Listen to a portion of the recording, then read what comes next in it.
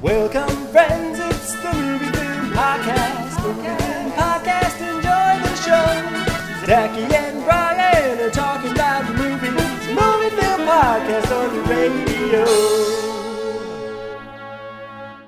Welcome to Movie Film. This is episode 208, brought to you by Mr. Boy Productions. My name is Zachy Hassan. I'm here with Brian Hall. Hey, how's it going, Zachy? It is after Labor Day, Brian. It is. I hope you're not wearing white. I'm covered in it. But that's okay, because time no longer has meaning in this new post-apocalyptic dystopia we live in. Yeah. I'm going by episode numbers now, so I'm like, we're living in the 208. That's really, I mean, and I say post-apocalyptic only slightly tongue placed in cheek, because earlier this week, it looked like we were stuck in a goddamn Denis Villeneuve movie. Literally. I'm sure people have seen these memes. But, I mean, what Zachy's referring to is with all these fires that are going on, it is literally changing the color grading of reality. And Yes. I saw it by you in the Bay Area. I mean, it literally looked like Blade Runner 2049, where you had these really hazy orange, not orangish, orange views out your window. It's been incredible to see. It is a new Crayola called Apocalypse Orange. That's what I'm waiting for. It was absolutely bananas. And I'll tell you what, it completely, because this is like Wednesday, it completely screwed up my own like circadian rhythms, because I'm teaching class like all day, and so I have like a 7:30 a.m. class and a 3:30 p.m. and I kid you not, I had no concept of what time of day it was. Wow. It was so bizarre. It's been, I mean, it's not as bad down here. It is bad, but it didn't have that orangish hue. Ours has been sort of yellow. Okay. And, I mean, literally, it looked like that meme where they joke about how movies color Mexico, you know? And people, if you don't know what I'm talking about, Google this, where basically it's like how movies color Mexico. And it's like Mexico looks like, you know, real life. But in movies, whenever a character goes to Mexico, it's always just this broad swath of yellow. Yeah. You know, everything's yellow. But that's literally what it looked like outside our windows this week. And it was haunting, you know, just to... I'm picturing the movie Traffic, like when you say this. Exactly. Right? Yes, I literally had that thought. I was like, it looks like a Soderbergh movie. And but it reminded me of what it would look like if you lived on another planet. Wow. You know, and just the sky is just a slightly different hue. And I was going to bring it up actually, but I had to take a package to UPS, which is just right around the corner from me. So I was like, well, I'll just walk it over. I hadn't been out of the house almost all week. Mm-hmm. So I took the package over, and while I was out, it just looked so crazy that I was like, well, I'll just go for a walk around the block and just, you know, be outside, maybe take some pictures of how weird it looks. And immediately I was like, this is a mistake. I had a mask on, but I could taste it in my mouth. Oh, goodness. And okay. This was just like 2 days ago, and I still feel it in my throat, actually. Ew. It's like kind of a wheeze I have now. That's not good. My sinuses are a little wonky, and I'm like, well, way to go, Brian. You put yourself out in it. That might have been a mistake in hindsight. Yeah, I think it was a mistake. But so I've been trying to stay indoors now. Well, while you've been staying indoors, I'm assuming you've been catching up on some viewing. That I have. I guess I'll start. I know one of these we've both seen, so I'll start with the one I don't think we have both seen. But I watched on Netflix, I'm Thinking of Ending Things, which is the new Charlie Kaufman movie, which he wrote and directed. And when I say wrote, he based it on, it's an adaptation of a book. Okay. By, it looks like Ian Reid. And, man, when I saw this trailer, it just totally... I was like, oh man, yep, can't wait for that. I'm so in the mood for something cerebral and kind of off kilter and what's really going on kind of a thing. I'll do the IMDb summary because this is a hard one to sum up. But full of misgivings, a young woman travels with her new boyfriend to her parents' secluded farm. Upon arriving, she comes to question everything she thought she knew about him and herself. This is a really hard movie to talk about without kind of ruining what it is. Okay. But Does I it will involve say- John Malkovich in multiple roles? No, but if you like being John Malkovich, you will probably enjoy this movie. Go on. It's a hard movie to recommend, Okay. honestly, because it's about 2 hours and 15 minutes long, and it feels 2 hours and 15 minutes long. Okay. I found myself wanting it to move. You know me, like I like slow-paced movies when they are constantly pulling me along, and there were moments where I was like, I'm kind of ready for this to like move a little bit quicker to what we're doing here. However, I enjoyed its parts, right? So there's really interesting mind messery, to PG it up, going on in this movie. You're not sure. People will behave one way, and then in the same scene, they'll behave entirely different. Okay. And then they'll go back to behaving the first way again, and you're like, what is happening? And that's what this movie is. It's just this weird David Lynchy light sort of... I've seen it compared to Mulholland Drive, and I think that's a pretty decent comparison, although I'd say that movie has a little more sizzle to it. Okay. Jessie Buckley plays a character who's only called Young Woman, and she is fantastic. I'm hearing nothing but praise for her. It doesn't happen often. You're like, oh, this person's good. But when this movie is over, I was like, what else has she been in? Like, I want to see her again. It feels to me the way I've seen this twice before that I can think of off the top of my head. One was like Amy Adams when she broke through. Sure. And then Jessica Chastain when she broke through. Yeah. I guess she's in this movie called Wild Rose that I had heard about a couple years ago, people raving about, but didn't really break through, I think, to mainstream audiences, and I never caught it, but I'll probably check it out now.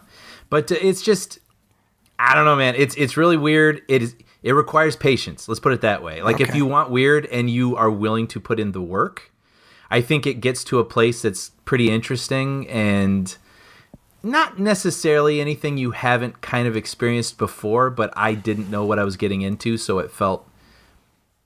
I was in the mood for this. Let's put it that way. And it did try my patience. But when it was over, I really did enjoy reading about it and seeing other people's theories about what was going on. And I was like, so it lingered. Okay. So that's the compliment I'll give it. It's hard. It's a hard one to recommend, but it lingered in a way that I miss movies like this. You know, so whenever they come along, I'm always game to give them a shot. And so I'm happy I gave it a shot, but it's certainly not going to be for everybody. Well, there we go. Yeah, I want to talk about it more. But you know what's funny, Brian, is saying a Charlie Kaufman movie is not for everyone. Yeah, Is like they should put that on the poster.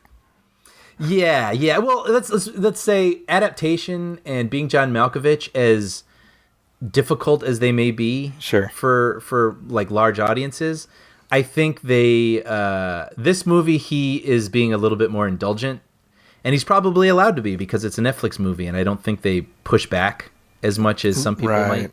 Right. So they let him do the exact thing he wants, and maybe a little editing might have given it a twinge more snap. Yeah. But yeah, she's fantastic. How's Jesse Plemons I was going to ask, how's always Jesse? interesting. Yeah, how's Jesse Plemons in it? Yeah. Yeah, I mean, see, that's the whole mystery, is like you're in her head, literally, if you've seen the trailer. I mean, I'm thinking of ending things as the first thing you hear her think. Okay. In this movie. So you're hearing a lot of her narration, and it's all from her perspective about what the heck is going on. And Jesse Plemons, because we're supposed to be a little thrown off guard, he's the one that's kind of making things like, so do we like this guy? Do we trust this guy? Like, who is this guy? Like, what is going on here? So I think he does that really ably. And I had this thought, I'm very proud of this. I had this thought before I realized it's been written everywhere. But everyone was like, oh, he's becoming the new Philip Seymour Hoffman. Dude, how funny. I didn't realize that was being written everywhere. I had this exact exchange with my wife like 3 days ago. I was like, he has like a Philip Seymour Hoffman type career. Dude, high five emoji. I didn't. Other people are saying that? Well, God damn it then. I'm not as clever as I thought. Well, this was the movie that did it for me, because I was like, oh, this would have been Philip Seymour Hoffman. And then when I started reading up on the movie after I watched it, I was like, I saw a couple people say that, and it's accurate. And then, I mean, it's a heck of a compliment. I mean, he's an interesting guy. Brian, who'd have thunk when he was on Friday Night Lights that he would end up having, arguably, other than like Michael B. Jordan, probably the best career out of any of those kids. Oh yeah. Right. I mean, dude, he's worked with Spielberg and Scorsese and Right? all these guys, and the movie El Camino, which was that Breaking Bad sort of Yeah. epilogue that came out on Netflix. That's right. He is, that thing was interesting, I think, for fans as a satisfying thing that didn't need to exist, Right.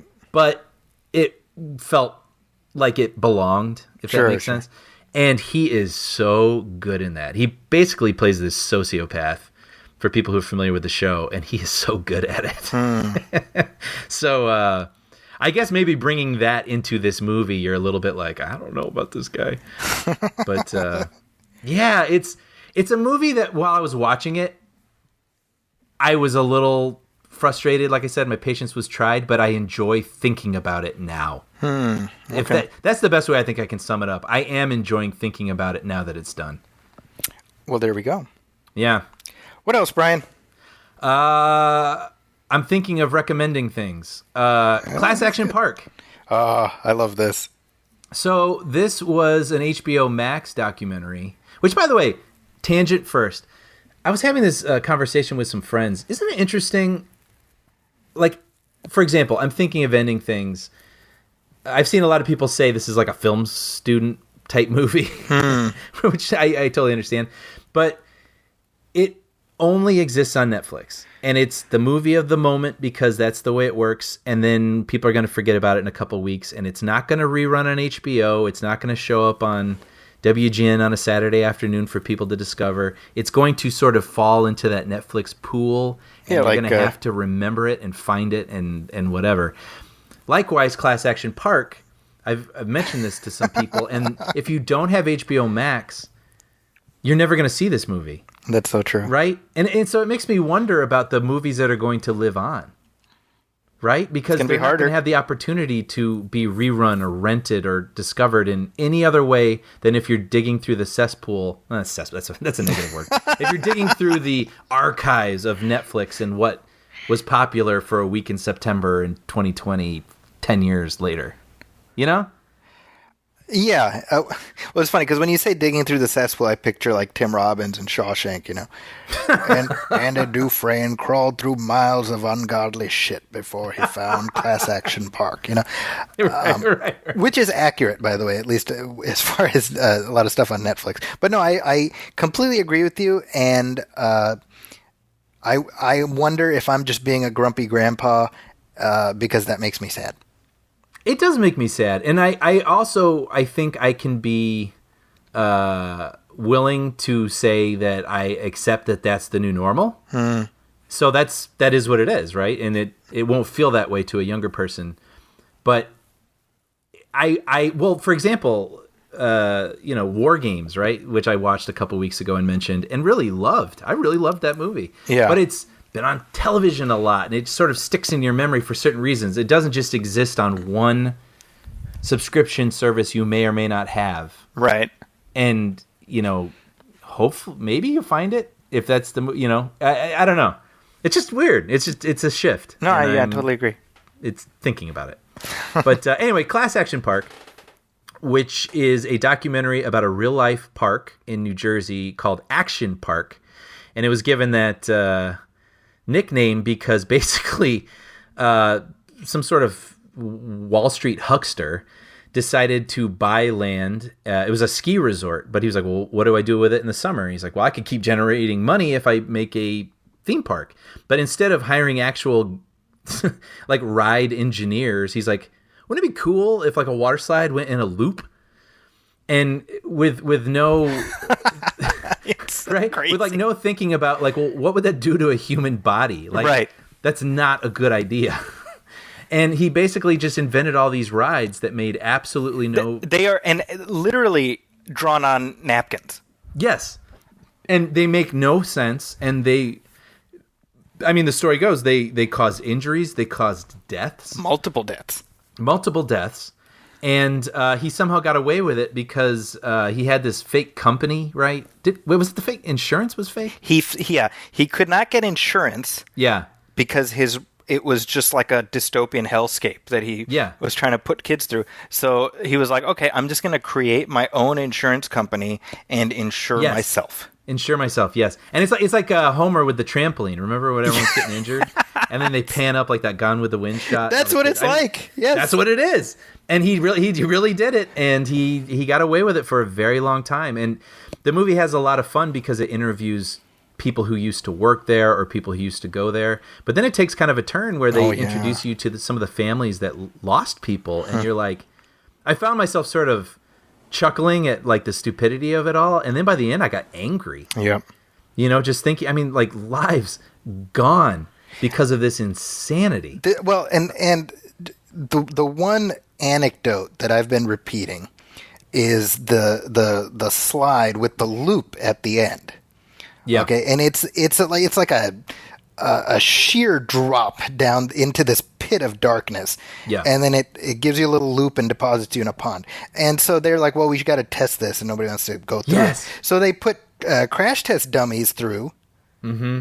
Or not even, like, just dummies, like maybe department store dummies. And they're coming out in pieces, right? And they're like, okay, well, this is a problem. So they, like, you know, make adjustments, whatever. Nobody has to do it. So they have these kids working there, right? Right. And they're like, hey, we'll give you $100 if you just go through this thing, right? Right. And, you know, you get, now, first of all, I can say now that, well, there's not enough money on this earth to make me go through this. But you figure a teenager in the 80s, well, $100 might as well be, you know, $1,000. Absolutely. And so they're going through this thing. They're coming out. They're going through the loop. They're deposited out into the pond, and their faces are just bashed up. Yep. Their Losing mouths are teeth. bleeding, right? Yep. And they're like, oh, that's not good. So they add padding, whatever. And then the next batch of kids they put through come out, and their faces are cut up. Yes. And like, what the hell? So there's like a hatch on the top of this loop. They open it up, and what do they find lodged in the padding? Teeth. Yes. Because the first batch of people through lost their teeth. Their teeth got stuck in the padding. So the second batch of people, as they go through the loop, their faces are being cut up by people's teeth, which is like a goddamn Saw movie. Yeah. You're right. Right? Yeah. So I'm watching this documentary, and Brian, I kid you not, my jaw was hanging down for 90 plus minutes. You cannot believe they got away. Like, sort of like when I watch Catch Me If You Can, and you're like, how in the world did he get away with this? Like, he made fake checks and took stickers off of toys, and you're like, that only could have happened in a certain time and place. That could not happen now. Yeah. And that's how I feel about this. Like, I don't know, it's a little bit of the Wild West, 70s and 80s. Like, yeah. You know, and now you're like, are you out of your mind? Like, that would never. I think it's the documentary, as it's winding up, it talks about sort of the culture of being a kid in that era. And this spoke to me, and I'm sure it speaks to you to some extent. Yeah. Where you could just be a kid, like, 7, 8, 10, and just be like, hey, mom and dad, I'm going out. I'll see you later. Yep. And you just go do whatever. Yeah, you have a bike, you can do whatever you want, and you come back by dark. Right. And I am a parent now. I've been for a little while, and I can attest to the fact that even my oldest, my 13-year-old, if he has to go somewhere, I say, all right, get in the car, I will take you. Right. And if you got to go to the park or whatever, I'll just take a book to read, and I'll sit and I'll watch you. Yeah. And then, because that's just what you do, right? And it's fascinating to me because I don't think we would say either of our parents were derelict. No. But that was just how it was back then, right? And I'm endlessly fascinated by that because I'm like, well, there were dangers in the world then also, and as this documentary makes clear, in some ways there were far worse dangers in the world. Yeah. Yeah. So it's a weird situation, but the documentary is absolutely fascinating. It really is. Yeah. Yeah. I was going to say I really enjoyed it, but I feel kind of weird saying that. But I did. I mean, it was very engrossing. Fascinating. Yeah. Yeah. And it speaks, apparently, because I've spoken to people on social media who grew up on the East Coast, so they have memories of Action Park. And I'm like, well, I didn't know about it until this. Mm-hmm. So for me, I knew about it because Johnny Knoxville made a fictionalized movie about it. See, I read about that. That was how it was brought to my attention. Yeah. It's unfortunately you got to figure out how to watch it if you don't have HBO Max, but I highly recommend it. Yeah. Yeah. Yeah. So you mentioned I'm thinking of ending things, and that was the thought that went through my head after I watched this, which is The Social Dilemma, Okay. which is a new documentary on Netflix. Uh-huh. So that's another thing. We'll talk about it right now, and it'll be forgotten in a little while. So this Is it in that, by the way, is it in that, you notice that new thing they have now where it's like the top 10 trending? Yes, kind it of is. thing? Yeah. Yes, it is. Which, by the way, speaking of trending, it's been gratifying to see Cobra Kai like just living in the top 3. Yeah. Isn't that crazy? I mean, that was a good show 2 years ago, Yeah.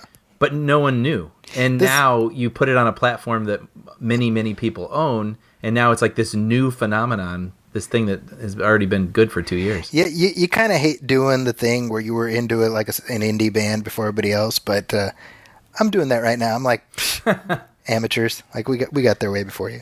Yeah. No, but so The Social Dilemma, it is in the vein of another Netflix documentary which dropped a year ago, which you may recall talking about on this, called The Great Hack.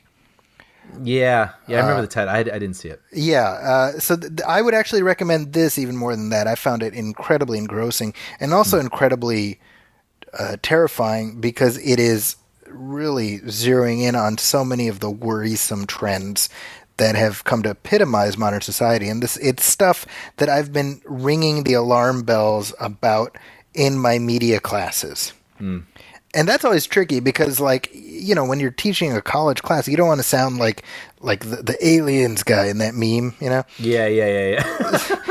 right?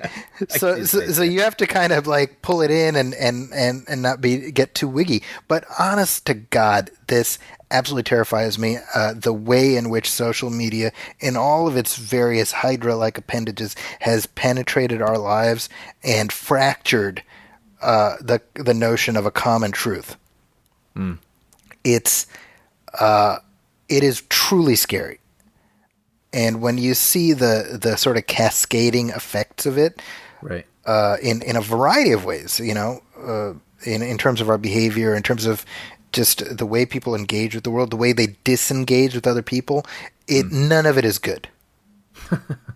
I mean, it's just not. And so it speaks very much to our current moment. I mean, God, just like a week ago, I got into it with one of these QAnon nutcases on social media. And, not to get too political on here, but I mean, this is just an insane conspiracy theory that has just gotten oxygen given to it because of the virality of social media, because that's just what happens, right? And you try to engage from a field of just like, well, look, these are the facts. And you have people saying, well, those are your facts. Right. And it's like, no, facts are facts, whether you agree with them or not. And the fact that societally we've lost that basic mooring is absolutely terrifying. Yeah. I mean, it's absolutely a Pandora's box, right? And now we just have to see how it evolves. Yeah. But yeah, I mean, obviously there are good things that can come from it too. It's the way that it connects us and the way that news can get out of places that perhaps it might have been suppressed before. But yeah, that it also brings so many negative things. And just last night I was in a car and I saw, this is, people have been doing this for years and years and years, but I saw a guy just staring at his phone, driving 70 miles down the freeway. Holy moly. And I was like, look, we're all guilty of that to some degree. You're right. A text has come up and you go, huh, who texted me? Yeah. But like, it was so striking, this particular instance where this man was staring at his phone. Yikes. The entire time I was looking at him. Yikes. Barreling next to me in the car, and I was like, holy cow. But that's just part of it too, sort of like learned behavior, and these things in our hands, and we keep looking at them, and every time it goes off, we feel like we have to look, and there's just so much. There's so much. And so I'll check it out. I'm very curious to see this sort of distilled into something that you think's worth watching. Oh, I can't recommend this enough to everybody. Because it really does encapsulate a lot of the things that concern me. I have a rule for my kids where I'm like, look, you guys are not allowed to have social media of any kind right now. Right. it's a non-starter, and I've been very adamant about that. And and I tell them this. I'm like, look, guys, this is for your own good. We are trying to do you guys a favor, and especially, my oldest, we got him, he was been asking for a phone. And so I got him just the dumbest friggin' phone I could find, just A Sony? basically, Yeah. I went into Verizon. I'm like, just what is the most remedial phone you can think of? And they just gave me like 2 plastic cups with a thread in between. There you go. And I gave it. It's like a flip phone, And it's funny because when I gave it to him, he was, he didn't say it to me, but he mentioned to my wife, like he had taken his phone out after class or something. He was calling somebody, and like he saw people kind of like smirking at him because he had instead of having a smartphone. And you just have to explain. It's like, listen, those people in junior high, I promise you, my hand to God, their opinion means jack and shit. I know. I mean, I remember what it was like in junior high, and he's not going to understand that till he's like 27. I know. Yeah, that's hard. I'm like, I give you my word. Yeah. But it's all because of because of just the invasive way in which it puts us in these silos. And this is something I say all the time. I'm like, if we can't be, as a society, if we can't be at a place where you say, well, I believed this, but the facts tell me this, therefore I have to go with the facts. If we're not, I mean, look at where we're at right now, right? You got people who are like, there's no virus. Mm-hmm. It's a hoax. Mm-hmm. And they have enough positive reinforcement within their feedback loop that they have no reason to change. Yeah, and going back even before, pre-pandemic, I forget about these people, but I still cannot believe there are people who think the earth is flat. Yeah, right. And actually believe it. Yeah. It just is astounding, but it wouldn't happen if they weren't getting this sort of support and these nonsense facts, which are not facts. Right. And it's just but you can find support for whatever anywhere. Yeah, so this is, it's all very worrisome, but I think I cannot recommend this enough. It just dropped on Netflix, The Social Dilemma. Please, folks, watch it and take it to heart. Well, can I ask a question about it? Obviously, it lays out all the things that are negative, I'm sure, but does it also have some sort of conclusion? I mean, does it have anything is it, is it sort of just reminding us of everything that's awful, or is it have a thought about it or a theory about how we can evolve, or what's the sort of... That's a good question. I mean, I think for one thing, it does acknowledge the good that has come from sort of this age of instant connectivity, right? Mm-hmm. That has its minuses, but there are pluses as well. But it does lay out certain prescriptions in terms of how to limit your own use, how to limit your family's use, but also the idea that, well, look, these companies are not going to change; they have no reason to change. Mm-hmm. And really, what's driven home is the idea that it's not even our data that's for sale. It's the fractions of change in our behavior that's for sale. Because it doesn't take much, right? Like the idea that the algorithm has been refined to the point where they found the exact right level of stimulus to make us change without us realizing that we're being acted upon. Mm-hmm, mm-hmm. And, when you boil it down to that, you realize, well, we're being treated as a commodity, right? Mm-hmm.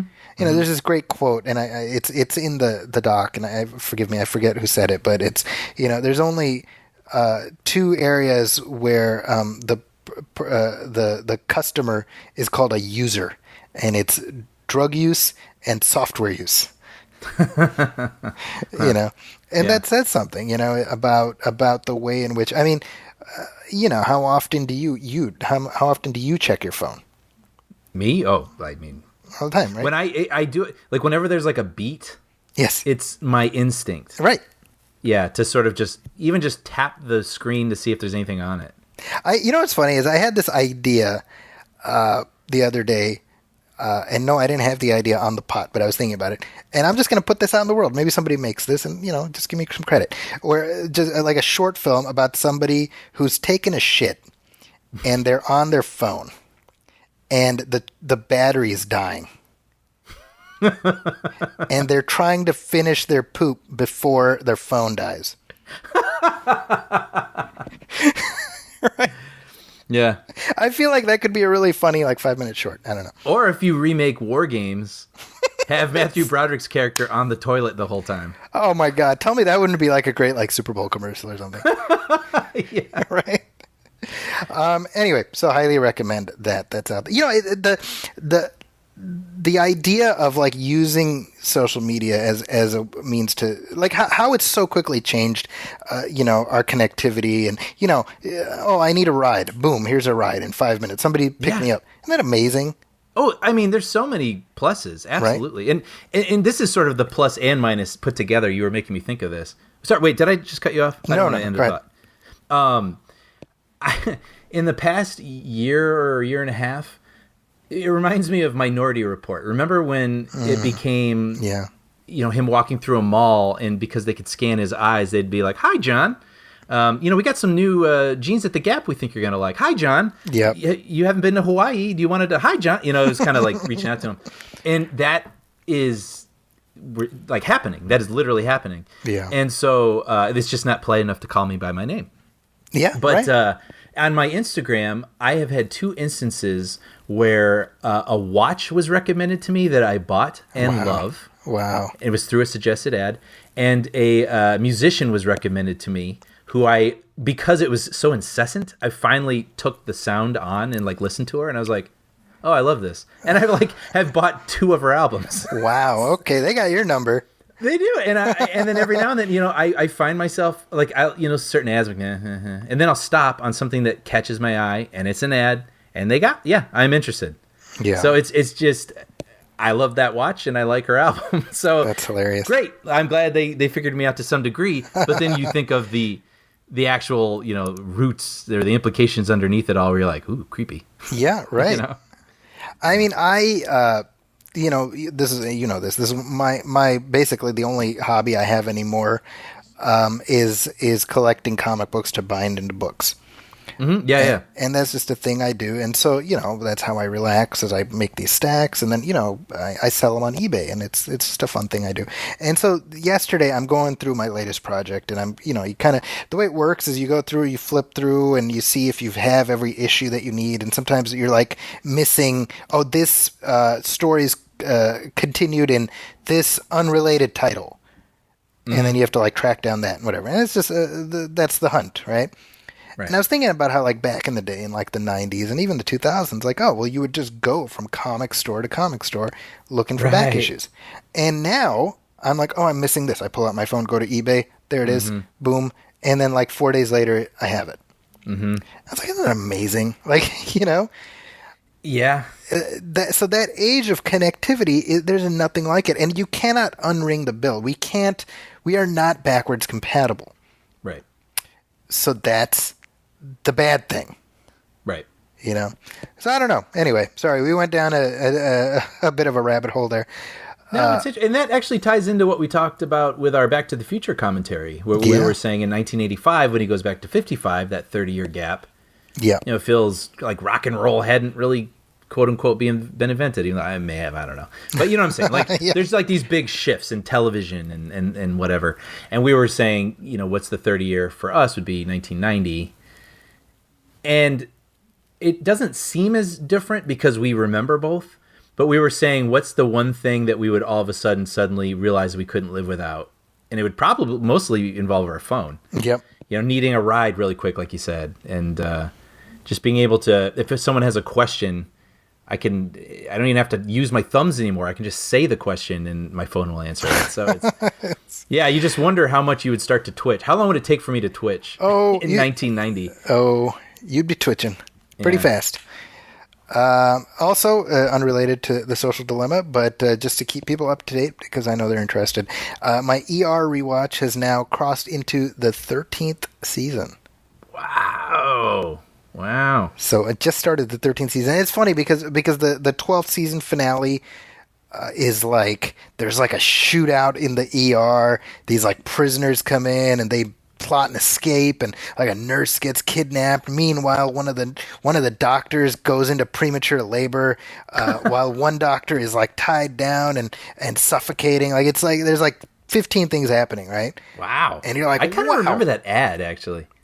Probably because we're talking like 2006, right? Yeah. Kind of But like it's an just event. you talk about a show,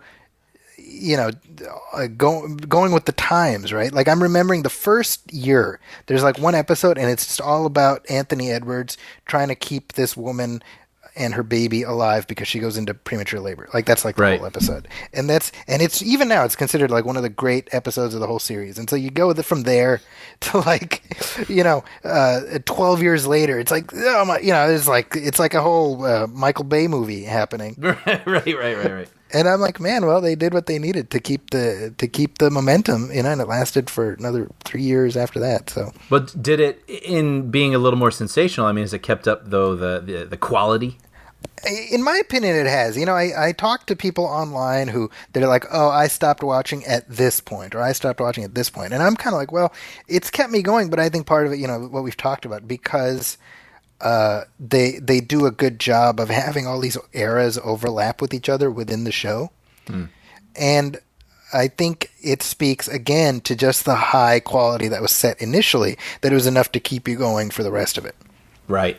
So I'm not going to say season 10 onward is up to that same level as those early years, but those early years were so high that even as it settles into this plateau, that plateau is still enough to keep you coming back.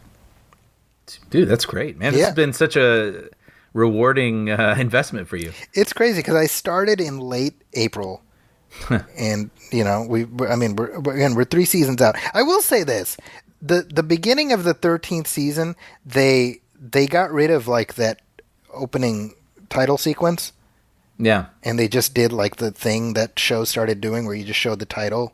Right, like Lost. Well, yeah, it drives me crazy. And then they also changed the end credit sequence away from what was the James Newton Howard music of the series.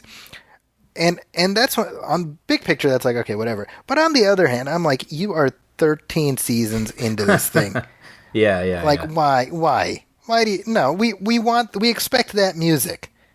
Yeah. And it irks me, show from 14 years ago. It's funny though, just like a little anecdote from writing like a TV show. You're just always, I mean, like the biggest sweats I have are basically trying to make it fit time-wise. Yep. So you find yourself cutting things or little jokes that you thought were fun, but it's like, well, you don't need it. Yep. And it's got to fit within this time frame. Actually, and I remember this at Bob's Burgers. That was one of the most fascinating things, was being in the locks. We had to lock the episode, and it has to be like 21 minutes and 30 seconds, give or take 3 or 4 seconds. Yeah. And I mean, we would sit there and be like, we're stuck.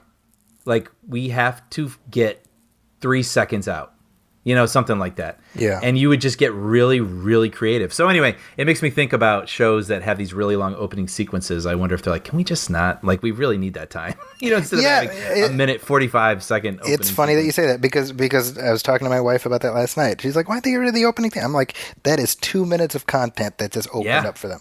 So that I get. The end credits sequence, though, no excuse. Right. That's some bullshit. Yeah. I don't care who I piss off, Brian. I have to speak my truth. Right. Anyway, let me regain my composure while we take this break.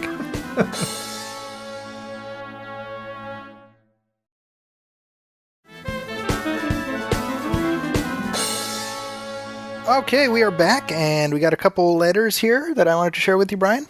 Okay.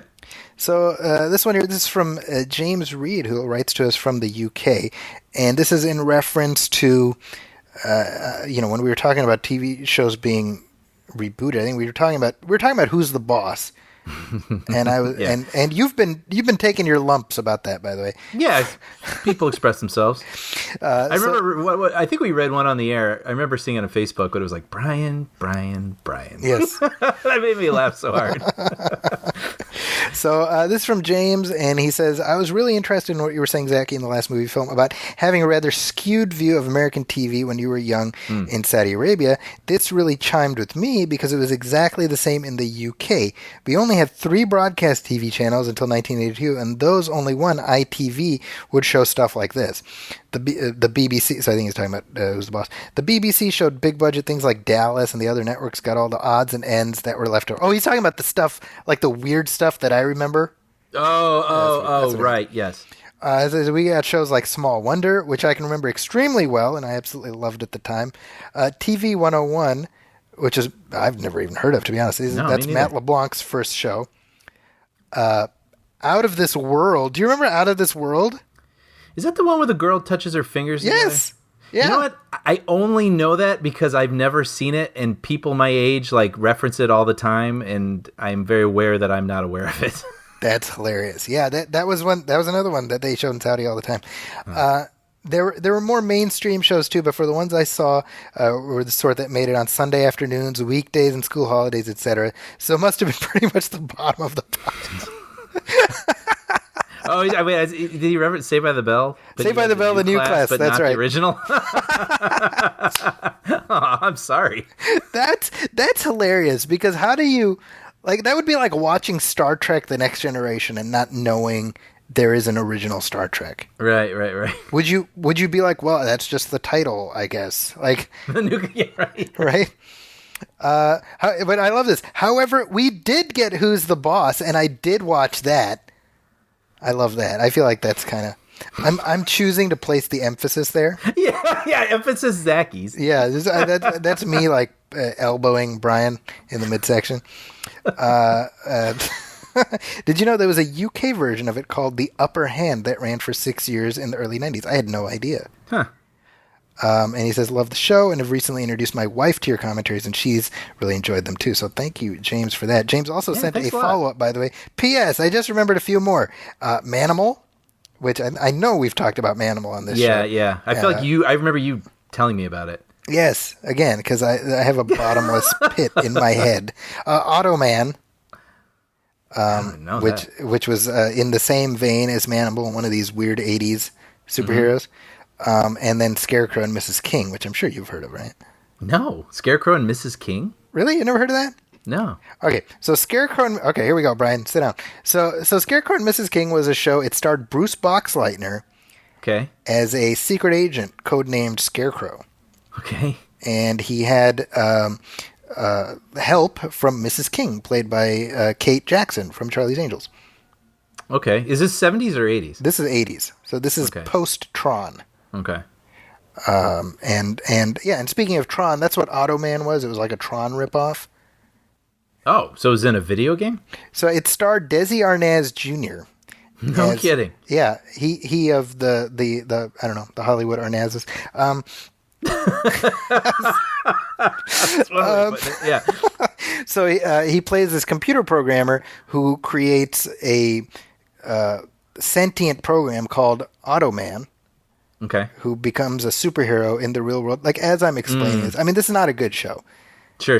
But it was created by Glenn A. Larson, who I know we've talked about. He was purveyor of a lot of crap in the 80s. And I truly feel like that show existed because one day he was, like, resting at home and he put his feet up on an ottoman. He's like, this is a comfortable ottoman. Ottoman. You know, and then, like, 30 minutes later, he cranked out the pilot. Like, That is hilarious. You know what I mean? Yeah. No, because even Manimal, Zachy, come on, credit where credit's due. That's really good. Manimal, same guy, and he's like animal, animal, Manimal, like, you know. Yeah. Well, that's kind of how we came up with our title. So touche. Movie, films, and we have collectively lasted for more episodes than either Automan or Manimal. Yeah. So there you go. But anyway, thank you for that, James. And yes, I remember them anyway. I remember them on Brian's behalf. Yeah, I enjoy it. I like learning this lost history, for me at least. So here's another email that we got from Noah Newcomb, and he says, you guys are still great as usual. It's always fun listening to you guys. Every time I see you've come out with a new episode, I sort of perk up like a squirrel with delight. And I'm glad to prompt squirrel-like reactions from anybody. That's kind of nice. Thanks, Noah. The lightheartedness of the show is so fun and enjoyable. I'd love to hear your thoughts on some David Lynch films. Have you seen any of them? What do you think of his work? And then he suggests for a commentary track, Monty Python and the Holy Grail, which... Ooh, yeah. If we do that, we got to have Sean Coyle come on with us, right? Yeah. He says it's by far my favorite comedy. And then he asks, do you guys have any tips for people still new to the podcast world like myself? Thanks again for being so great at what you do. So as far as, first of all, David Lynch, Brian is a huge David Lynch fan. I would say... you are a fan. No, I am a fan. Yeah, I'm not like a diehard. Yes. But I really do admire his voice. And I always find his work intriguing. And literally, he's like, hey, everybody! Yeah. Yeah. Have you ever watched his weather reports? No. He used, I don't know if he still does it every day, but he used to, from his basement, he would post the weather every morning from Los Angeles. Wow. And he'd be like, hello, today it's 72 degrees and clear skies, Wow. Smoke them if you've got them. And it was just, I don't know, it's just great. But yeah, I have a few holes. This is going to sound like blasphemy to any like Lynch heads out there, but I've actually never seen Blue Velvet. Wow. But I've seen almost everything else, Lost Highway, Mulholland Drive, Twin Peaks, and Twin Peaks Fire Walk with Me, and all those. And it's funny because they're not movies that I find that I put on for like comfort food necessarily, like some hardcore fans may. I think that's where I sort of put the distinction. But like, I just am entirely engrossed by his vision. I mean, I just, even if they make me feel uncomfortable, I mean, Fire Walk with Me it's unpleasant. Particularly the last 30 minutes of that movie are just unpleasant, but it's so singular and it's so not a guy trying to be something. He just is, Okay. And that's what I think I really love about his vision. So even though I may not like everything that he does, or be as taken with it. What was the one he just did? That one where it was like him interviewing a monkey for like 10 minutes? I think it was called, I don't remember if that's What Did Jack Do or something. It was on Netflix. And while I was watching, when it was over, I was like, what did Jack do? That's from like 2017. What did Jack do? Okay. I think they just put it on Netflix this year. And I was like, was that worth my 10 minutes? Like, probably not, but he's always going to earn my 10 minutes. You know what I mean? Yeah. And, I got to go to his Festival of Disruption. My friend Kristen took me as a guest a couple years ago, and it was just interesting. They showed a lot of his short films, and they played Fire Walk with Me, and interviewed a lot of people. So I just like this weird universe he's created, and I feel like I feel like he's not copying anyone. He's inventing something, and people take from him, and it never feels quite as genuine or thrilling as what he's doing. And when I think of Mulholland Drive, I love Mulholland Drive. And what he does so well that I really, really love is there's this sequence where this guy is talking about this thing, that's behind a dumpster, right? Mm-hmm. Have you ever seen this? No. And he's basically, I'm going to kill, I haven't seen the movie in years and years, but I just remember he's talking about this thing that's behind this dumpster and he's describing it. And eventually you walk outside of the restaurant and you're following a person to go look behind that dumpster. And it's captured in such a way. I mean, you think about, I think about this all the time when you watch a movie. Every movie's made with the same instruments, but some people create something that evokes something in you you can not shake and never forget. And sometimes people make something that's so flat, you're like, it just feels like forgettable, disposable, like you'll never remember it again. But it's like the same instrument. And he takes this laborious walk to this dumpster to take a peek at whatever it was that's behind there that this guy talked about. This is like the scariest thing he's ever seen. And I was like, I don't want to see it. Don't want to see it. And you're like, it's just the camera walking toward this dumpster. And you're like, yeah, let's not. Maybe I don't want to look. I don't even want to look. Right. And you're like, who can do that? I mean, an artist can do that. And then they do show you what's behind there, and it's terrifying. It lives up to it after all that buildup. So it's just, like I said, I don't have like stacks of his movies around my house or anything, but like anything he makes, I'm interested. And I have loved, a lot of the stuff that I've watched of his. So. Well, there we go. I feel like there's nothing I can say at this point. I mean, that's quite a deep dive into Lynchiana. Yeah, and then just because he asked, also, I want to say I really did enjoy the revival, the Twin Peaks revival that was on Showtime. Well, speaking of, I'm thinking of ending things. That movie, or I'm sorry, the show really did try your patience. You know, there were moments where I think one episode ended with a guy sweeping a restaurant floor, literally, for 2 minutes, and that was it. But some people try to do that, and you don't want to keep watching, and some people do it, and you can't stop watching. Right. And he's just that guy where I just can't look away. He's got it. You know, he knows what he's doing. And yeah, I was a big fan of that. I'd be curious actually if Noah, what he thought of that. Well, Noah, let us know what you thought. I as far as Lynch and me, which is going to be the title of my autobiography, actually. Yeah. Not a lot of content. You're right. I feel like it's an intriguing title, so it's a very Lynchian book. I was exposed to a lot of his films when I was in film school, and a lot of his short films. And one thing I realized very quickly, I was like, where his artistic desires take him, I can admire while not being particularly on board with. That being said, I think his most quote unquote traditional film is The Elephant Man. And I think that movie's brilliant. Right? Yeah. And I've said this to you before that his Dune is just a fascinating mess. And I cannot wait to watch that with you and do a commentary, because I think we could get a lot of fun, fun tangents out of that. Yeah. I've never seen it, actually, Dune, so I'd have to... I feel like I remember... I was a little too young when it was new. Okay. But I feel like I remember the aftermath of, like, coloring books. Oh, yeah. They they tried to Star Wars that shit hard. Yeah. And that was not happening. So that might be a fun thing to do. And of course, we'll be talking about the Dune in just a little bit. But Noah also asks about podcasting advice, and I don't know that we necessarily have anything to offer, except be consistent with producing and talk about what you love. Yeah. Like, I think sometimes I've heard a couple podcasters talk about how calculated they try to be sometimes, and it's in the interest of numbers and trying to make the most successful podcast they can. And I totally understand that, because that's probably where some better money is and whatever. But I feel like I love doing this with Zachy because we're talking about exactly what we want to be talking about. Like, we're not trying to find some sort of trend where it's like, oh, well, people are enjoying making fun of movies right now, so let's just talk about movies to make fun of, which might be fun for a couple episodes, but that's not what we want to do. And right? Would you agree with that? I mean, just find the thing that, like, you look forward to talking about every week, and I think the people who enjoy the same things will find it, and they will get the same sort of energy as if they are in the room with you, listening to you talk about the thing you love.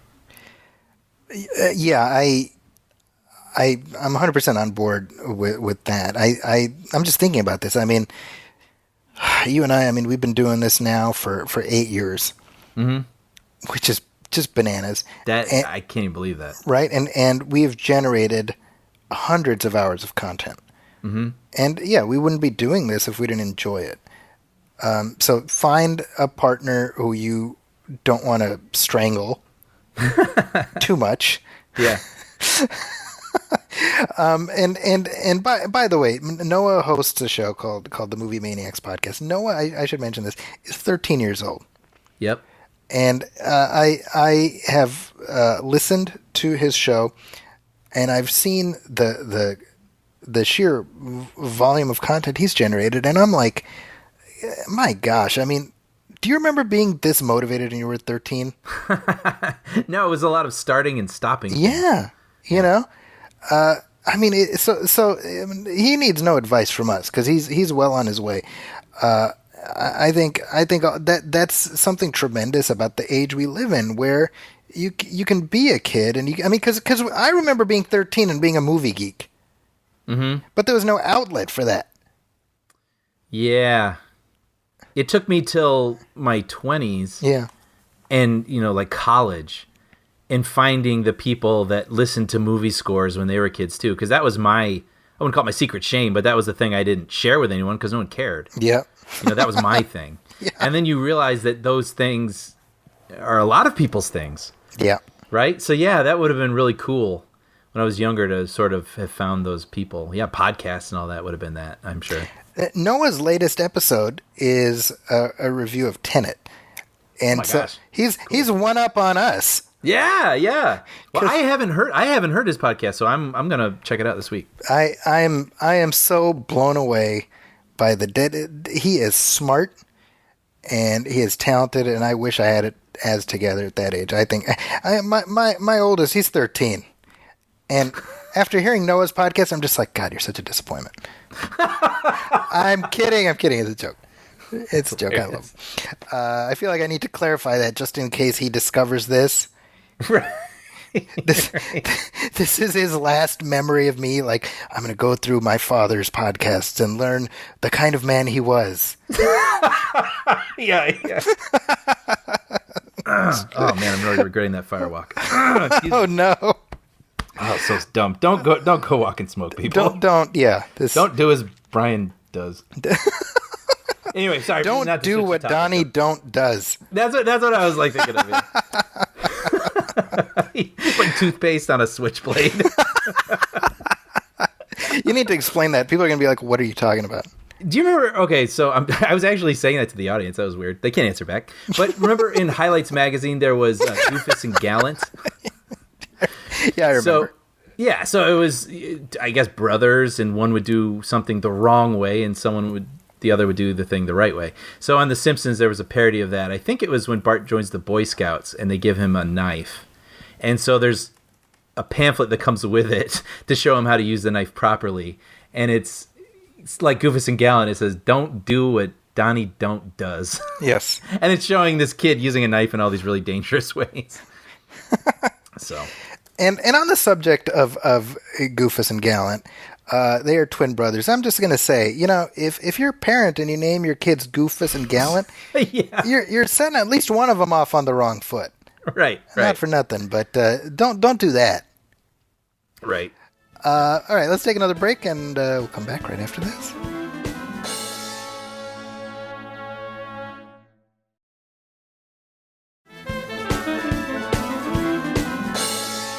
And we are back, and hey, speaking of Dune, the very first trailer for the new Dune just dropped this week.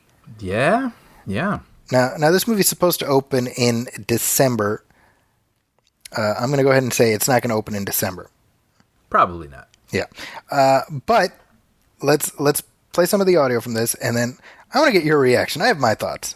And Okay. I'm very curious what you think. So let's play some of this. You inherit too much power.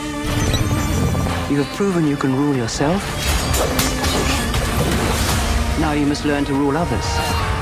Something none of your ancestors learned. My father rules an entire planet. He's losing it. He's getting a richer one. He'll lose that one too. Okay, so Brian, you have not seen the original you mentioned. Correct. You're not super familiar with the story. I haven't read the book, and I didn't see that miniseries back in the 2000s. In the 2000s. Okay, so how do you respond to this trailer?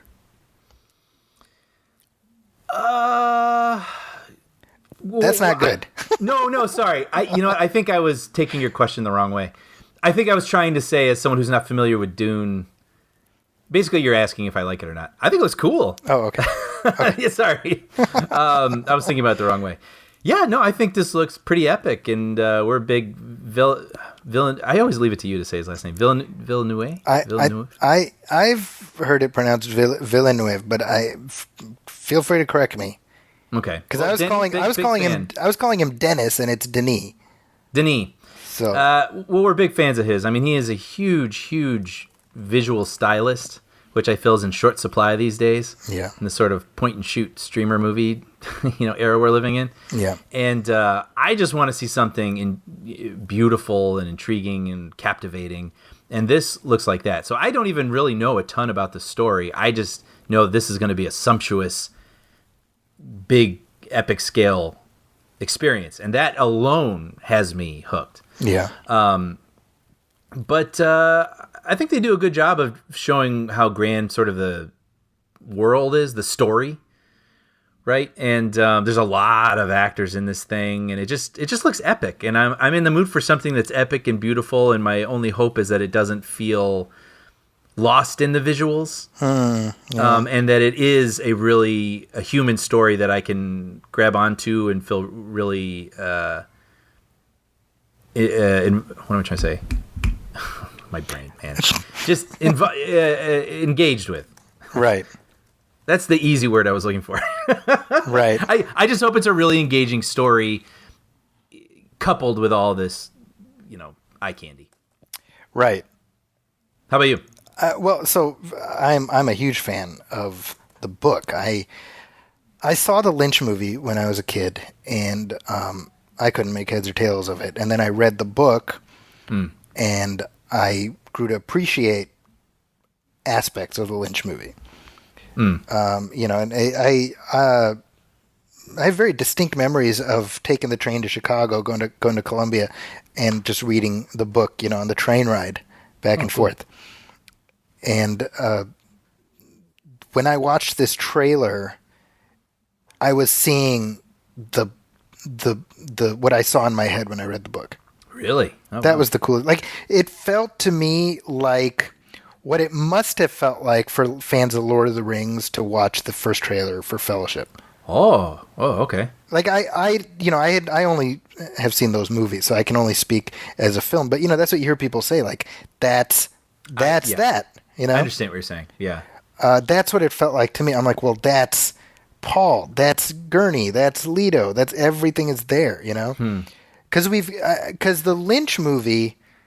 For me, the problem with that film, I think the production design is great. I think the world building is great. There's a lot. The music, I think, is great. The problem is the actual book. It's fairly lengthy, and it's kind of like divided into 3 books within the first book. So like part 1, part 2, part 3. And the Lynch movie, which is just a shade over 2 hours, I think it's like 2:10, 2:15. It spends like 1 hour doing book 1. Oh. And then it spends, the next half of the movie squeezing in, part 2 and 3 within. And I just mean like the first book. I don't mean all the sequel books. Mm-hmm. There's a lot of story just in that first book. Mm-hmm. So they race through a lot, and you need all that, Mm-hmm. And what they're doing with this one is this film, and they've been coy about it, but it only covers half of the first book. Yeah. So I mean, did they shoot 2 movies back to back? They did not. They did not. Oh, in hindsight. Yeah, so they're kind of crossing their fingers that it does well enough to warrant doing the second half, and so that to me has my spidey senses tingling. Yeah, I don't know what the budget was on this, but movies like this tend to appeal to a type of crowd. Yes. Not every crowd.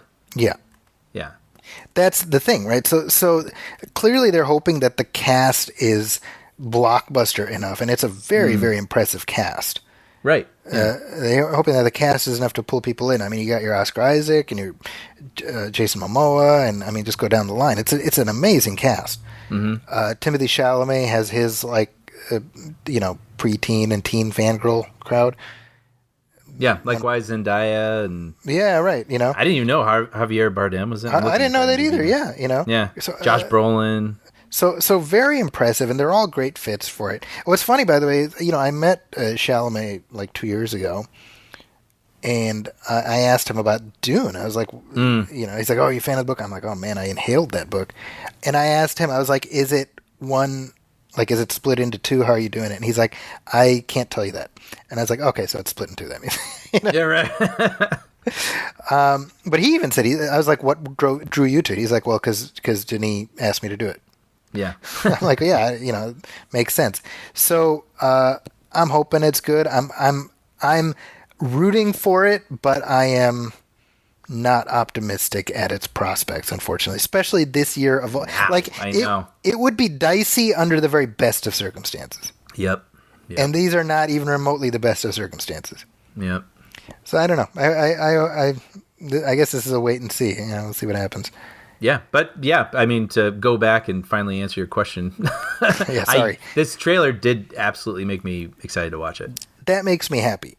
Yeah. That makes me happy. Yeah, I mean, I was, shortly after I got married, I watched the sci-fi miniseries with my wife, Right. and she liked it very much. There's actually a sequel to that which is better than the first one, which starred James McAvoy. It's the first time I ever saw him in anything. Oh, wow. So- I remember you and Sean were into the score. Oh, it's a great score. Brian Tyler, yeah. Yeah. That is like trailer music. You hear it in trailers all the time. Mm-hmm. Specifically Children of Dune. But I would love this to be successful enough to spawn, adaptations of the various sequels, because there's like 4 or 5 books in the original series. Right. I don't know if we'll get there, but I hope so. It's a terrific. It's like a generation spanning epic. So if they get the chance to do it, oh man, that would be something. But I don't know. We'll see. I hope so. So. Well, speaking of trailers, I just happened to see this in my YouTube feed yesterday. Yeah, and our mutual friend Bushra brought this to my attention because on the podcast I won't stop talking about the book Console Wars, which you'd think they're paying me, Right? But right, but I just really enjoyed it, and it's about Nintendo versus Sega in the 90s, and it turns out that CBS All Access is going to be streaming a documentary that was made based on the actual book. So Yes. Console Wars, the documentary. So And, you watched High Score on Netflix, Yes. and you were like, I wish it was more like Console Wars. Yes. And CBS All Access was like, There you which go. is granted. You willed it into existence. Yeah, but it's executive produced by Seth Rogen and Evan Goldberg and Scott Rudin. But what's funny is we both had the same thought. We talked about this right before the show, that it actually looks like another episode of High Score, Right. that Netflix documentary. And what I mean by that specifically is, you've got these talking heads, but then there's these little animation things to punctuate that look like 16-bit,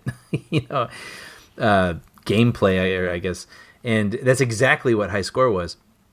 But we talked about it already, but I enjoyed High Score, and I would recommend it, but it didn't get into like the nuts and bolts like I really wanted. I think it tried to find sort of almost like an American Idol human interest angle for each episode, Right. which I became less and less interested in because I thought it was starting to get repetitive. But this, yeah, man, I mean, it's got some good pedigree with the people who are ushering it forward, and I really love the book, so I got high hopes for this. We got high hopes. But I read the AV Club article about it, and at the end they were talking about, well, this is coming, and The Stand, and all sorts of other things from CBS All Access, and they're like, so plan your free trial accordingly. Yeah, I mean, if you're like, oh, it's on HBO Max, ain't no one going to watch Class Action Park. I think this is like several degrees removed, like lower than that, Yeah. I don't think CBS All Access is anybody's like top tier streaming. Yeah, well, I mean, obviously they are trying to broaden Yeah. that. I mean, they've got the Star Trek people, right? And then they're going to hopefully get the Stephen King people with The Stand, and then this has my eye. So, I don't know. We'll see. I in all honesty, I'll probably be a trial thing for me, but I was excited to see it exists and to watch it. It's funny because we're talking about the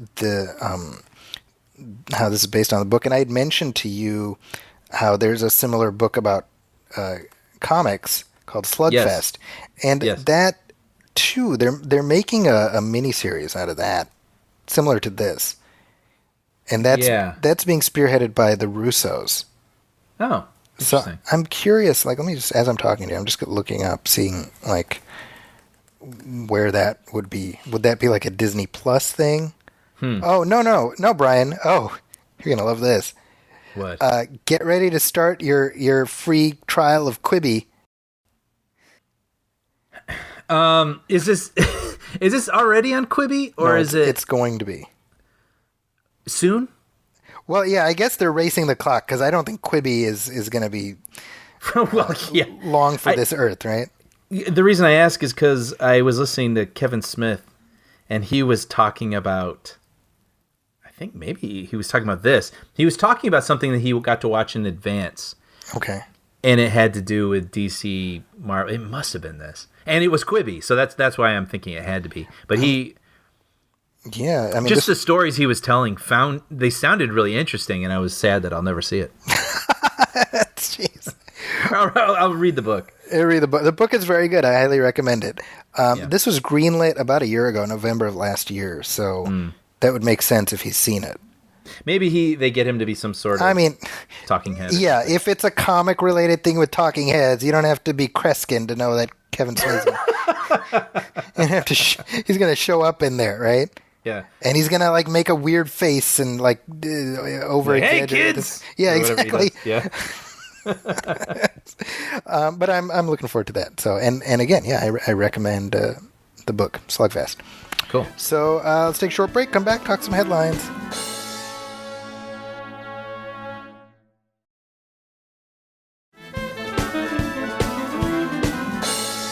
And we are back, and hey, the 80s will never die as long as Sylvester Stallone is able to revisit movies that he has done previously.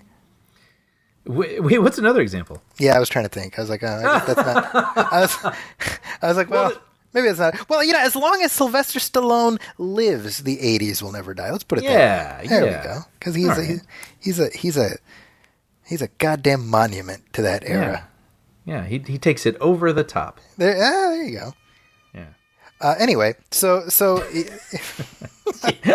Anyway, moving on. So Sylvester Stallone announced randomly that he's gone back to re-edit Rocky IV. So he's doing a director's cut of Rocky IV that is intended to come out this fall to tie in with the movie's now 35th anniversary. now what do you make of this? I mean, Rocky, I think everyone, you wouldn't change anything about that, right? And then you Yes. have 2 and 3, which are also good, but like 4, like why is he tinkering with 4? That seems to be the one aside from 1 that most people talk about still. I mean, does he think he can put some more meat on the bone? Does he feel like it wasn't ever the version he wanted it to be? What do you think? So Rocky IV is a movie that is like 90 minutes soaking wet, Yes. right? I mean, literally, how many montages does it have? It is there's off the top of my head there's 3 Yeah. and 4 if you include the James Brown music video, essentially. Living in America. Yeah. So we got Living in America, No Easy Way Out, the training montage, and Hearts on Fire. There's 4. Hearts on fire. Thank you. My Time Life album's coming soon. You might remember Brian's rendition of such classic hits as Hearts on Fire. As like It's me in a booth with the one headphone to my as ear. the text scrolls up, Yeah. Okay, so the movie, and this is actually very fresh to me because over Labor Day weekend on AMC, I think it was, they had a Rocky marathon. Oh. And it is law in the Hassan household that if there is a Rocky marathon, you would watch at least a portion of said marathon. Mm-hmm. It's just what you do. So I watched some of it. I watched some of Rocky the first, and then I dipped back in later, and I watched some of Rocky IV. And it occurred to me that, and I'm sure I've said this before, that imagine somebody watching Rocky in the theater, and they're like, wow, that was amazing. And then on their way out of the theater, a piece of debris from a construction site hits them in the head, and they go into a coma for 9 years. Right. And then they wake up, and somebody's like, hey, Sylvester Stallone heard about your condition, and he wanted to show you the new Rocky movie. Yeah. I want him to see this. And he watched that, And how would this person perceive that? I know this. Like, I know that already. But your illustration really puts a finer point on it. You know? Yeah. Because it's like a completely different franchise featuring characters with the same names. Yes. Yeah. The tone is just wildly different. Wildly. The sounds are just wildly different with the music. Yeah. Now, see, so the paradox of Rocky IV is that it is one of the most successful sports movies ever made. It is, if I'm not mistaken, among all the original Rocky films, it is the most successful. Mm-hmm.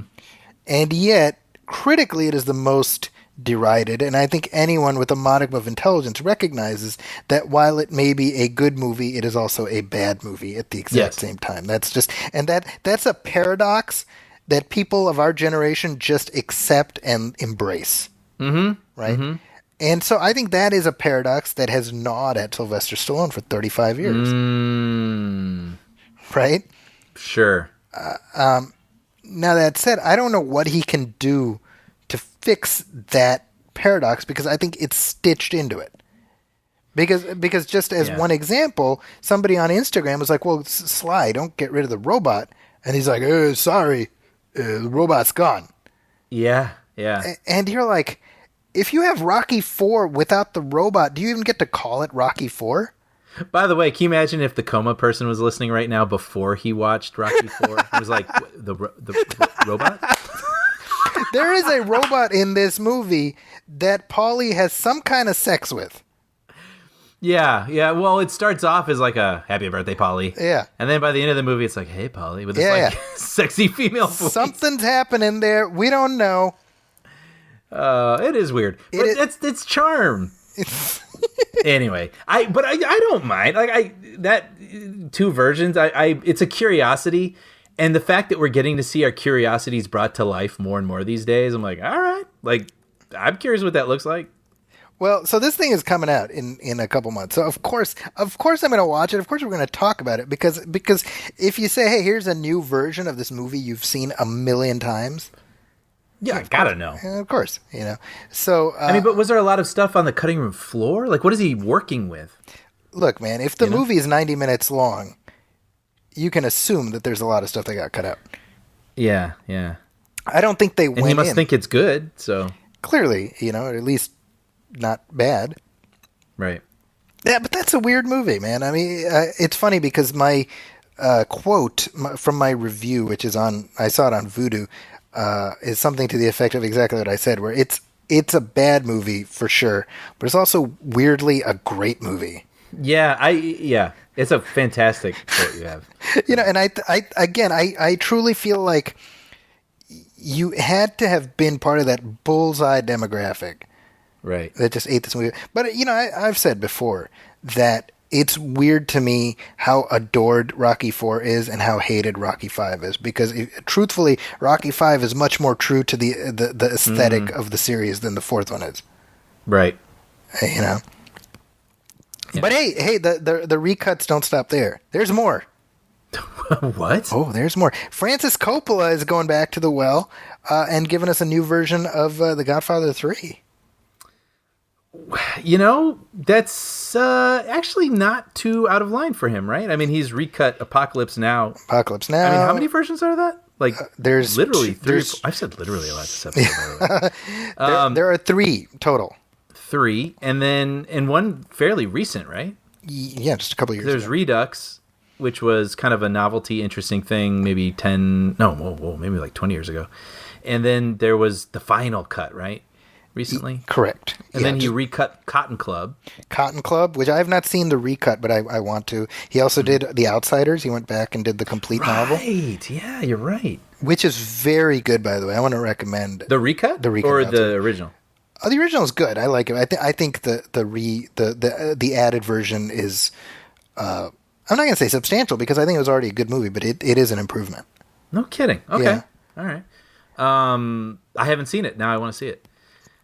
So anyway, Godfather 3, why not? And that's I think most people would argue that Godfather 1 and 2 are pretty untouchable. Yes. Right? So 3, I guess maybe like Stallone was like, maybe I can get this up to snuff with the others. I mean, clearly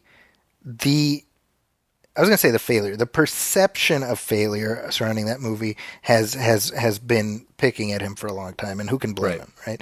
Because by most objective measures, the movie was a success. It did well financially. It was nominated for Best Picture, for goodness sake.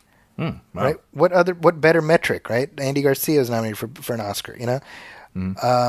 So the perception that the movie is a failure is in my opinion overblown, but regardless, it's obviously gnawed at him, and he has spoken about this before, how he did not want to call it The Godfather Part 3. He wanted to call it The Death of Michael Corleone. And treat it as kind of an epilogue. As an epilogue. And this is something Brian, you know, I got to address this in the San Francisco Chronicle late last year because I wrote a piece saying exactly this. I'm like, watch The Godfather 3 and view it through his intended prism. It's not part 3 of a trilogy. It's the epilogue of the story that was told in movies 1 and 2. And you'll go easier on it. View it as the death of Michael Corleone, and you'll go easier on it. So for me, I'm like, well, I liked the movie already, so this is all good. He's retitling it. He's calling it The Godfather Coda, The Death of Michael Corleone. Now, supposedly there's a new ending, and I don't know what the new edit entails. I don't know what a new ending looks like, because I think the ending of the movie that we got is great. It's just seared into my brain. I finally watched it for the first time because you had told me that it was, you know, better than most people give it credit for. And I went in with that perspective, and I did enjoy it. Yeah. And I love the ending. I thought it's haunting and absolutely perfect. Yeah, so I'd be curious what it is.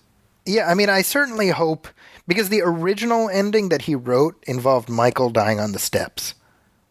Oh, right. And wasn't it his wife coming up and saying, like, are you okay? And he says yes. Or he, like, sort of like one final lie. He, like, lies again. She's like, are you dying? He's like, nope, I'm fine. Yeah. The essence of that. I don't know if that's the... I'm actually doing all right. Yeah. I'm a little just short of breath, but I'm okay. You know? I hope that they don't do that. Yeah. That's my Pacino, but yeah. It's just doing that. I don't know. So I, as you know, I am such a huge fan of Coppola. I'm such a huge fan of the commentary tracks for these films. So anything I remember watching the Godfather films for the first time in 2002, and I don't think I've ever done this I've never done this with any other filmmaker. As soon as I finished watching the trilogy, I went on Amazon and I just ordered books about Francis Coppola and The Godfather and Apocalypse Now, and I was just imbibing everything I could about this man. I found him so fascinating. See, I had that experience when I watched Win a Date with Tad Hamilton. I was literally like, what director is this? What movie is this going to be? I was like, I know it's coming. Just you reeled me in. You got the hook. What are you reeling me in with? You know. I hope I lived up to it. You zigged when I thought you'd zag, so I appreciate that. It's nice. I thought you were going to be like Freeberg and Seltzer or whatever, like those. Oh, no, I'm not. No, that's too easy. That's too easy? Yes, I like it. That's good. So this is coming out end of this year. Supposedly it's going to hit theaters, so we will not be watching it there. Yeah. But I'm excited. I'm The Godfather Coda. If I would love nothing more than to see Coppola, achieve some level of satisfaction with his experience with this third movie. Well, you're making me realize, I mean, it's not what I expected in January, but these are things I'm looking forward to watching. And leading up to Godfather 3 Recut, I'll probably watch 1 and 2 again and then, top it off with that. Well, hey, the hits don't stop there, my friend. Oh? Because move over, Coppola. Mick G has an alternate cut of Terminator Salvation. That boy, he's ready for you to see. Okay, so this is so funny. Do you think the Snyder cut Oh, Like- I picture Zack Snyder like that meme of Louise from Bob's Burgers where she's laughing and there's like fire behind her. Yeah. That's Zack Snyder surveying his handiwork, you know? Right. Everyone. Yeah. Well, I'm gonna recut my movie. Yeah, that's right. Okay. So I didn't. Has this been in the news? Like the Terminator Salvation was not the cut that McGee intended for all of us to see. Now there is an extended cut of this movie, Brian. It exists. It is available. And Well, I know. Yeah. Go ahead. Sorry. well, it's like unrated, but that entirely just means, oh, here's Moon Bloodgood's boobs. Yeah. Oh, yeah. Well, I didn't know that, but I was going to say I remember there was an era of the DVDs where it would say unrated, and Yeah. basically they would just put in some deleted scene, Yep. just because it's like, yeah, literally the MPAA hasn't Did not seen view this this cut of the version. movie, Yeah, so it's exactly. unrated, Yeah. which is so stupid. Okay. Well, I remember with this film specifically, the John Connor. I mean, there was a whole other idea of what his character was going to be in that movie, right? Yeah, but they never shot. That never even got to the shooting stage. That's my point, right? That was pre-shooting the movie, so it's not like that sort of wildly different interpretation is what he's going to be presenting. He just wants to. Well, so here's the thing. So the original planned ending was, and you know what's funny, Brian? I saw this movie. I watched it less than a year ago, right before the Dark Fate. Mm-hmm. And I swear to you, I'm having trouble remembering it. But the version that we got ends with John Connor has like his young Indiana Jones, beginning of Last Crusade moment where like everything important happens in like a half hour. Oh yeah, he gets the scar across his eye. He gets the scar, and then this happens. He meets Kyle Reese and everything. So he's like wounded, mortally wounded. This is Christian Bale's John Connor, and then the human Terminator hybrid, played by Sam Worthington. Yeah, His Jeff, name is and that's Herbie, I think. Yeah, something like that. He's like, take my heart so that he can live. And then he like dies and John Connor lives. And you're like, wow, that's deep. And that was that movie, right? Right. So the original ending was that, well, there were two different versions. One was that, Wait, can I just say something real quick? Yes. Let's take my heart so you can live. I'm just picturing him ripping his heart out and Yeah. shoving it into Christian Bale's chest, and he's like, "Oh," and then dies. And then the robot's like, "Sorry, I guess they didn't give me the programming for heart surgery." The end.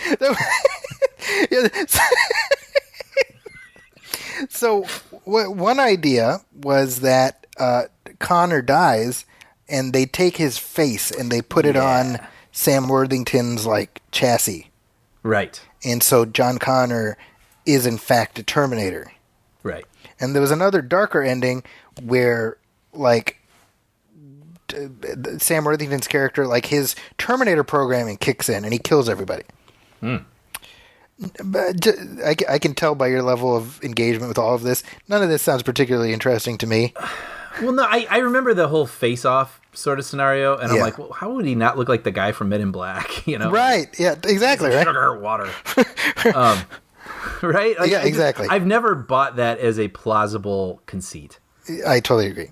It's just nuts. But So Mick G, a.k.a. Joseph McGinty, by the way, he says there is a different cut. I have my own cut of that film, and there's people online that talk about wanting to see that cut, and that's interesting, but I think I got a lot of things right with that. And he says, I think I got to take the punch on that one for not quite nailing the landing on the final expression of that movie. And who knows? Maybe the cut that I have of that movie, hidden away, is the answer. It's darker. I don't know. That's for the fans to say.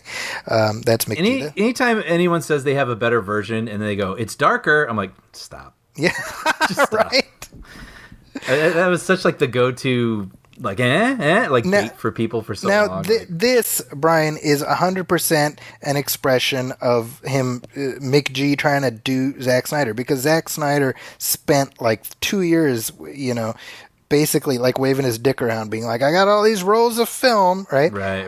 And it worked for him, so good on you. And the difference, obviously, is that I don't think there is anyone. Well, let me rephrase. I don't think there is a quorum of people who is clamoring for the McG cut of Terminator Salvation. No. I mean, hey, look, it's his years of his life that he spent on it. So if he feels like he has a better version, I can imagine the desire to do that. Yeah. But I agree with you. Like, I don't know that the demand is there. Yeah, exactly. Yeah. So that's that's a TBD. I'm gonna go ahead and say that's not gonna happen. But you never know. Never know. We'll see. A couple prequels that are in development. Here's now, Brian. There's an Omen prequel that is in the works, and sit down for this. The Omen prequel is going to reveal Damien's origins. Okay. Yeah. So, like his parents dating? I mean, all right, so you're gonna see like the devil have sex with the jackal? Like, what's the Yeah. I don't know. I mean, All to right. me, I'm like, well, the origin of Damien, isn't that literally the Omen?